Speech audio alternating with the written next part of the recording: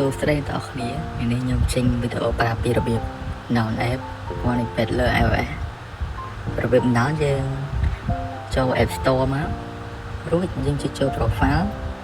ចុចលើ profile នេះបន្តទៀតឬយូរទីអ្នកគ្នាហើយចុចពាក្យថា country នេះ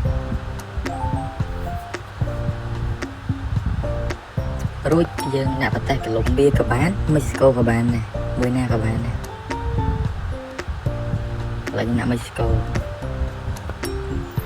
រួចយើងចុចពាក្យថា continue agree រួចយើងចុចពាក្យថាណាហើយកន្លែងនេះយើងពេញតាមខ្ញុំណា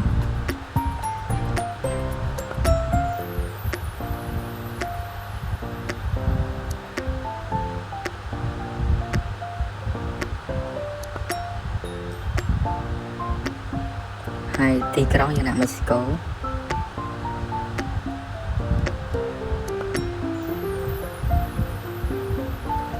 រួចកន្លែងលេខទូរស័ព្ទយើងវាយលេខយើងក៏បានដែរហើយយើងឧទាហរណ៍ថាដាក់លេខនេះចុះរួច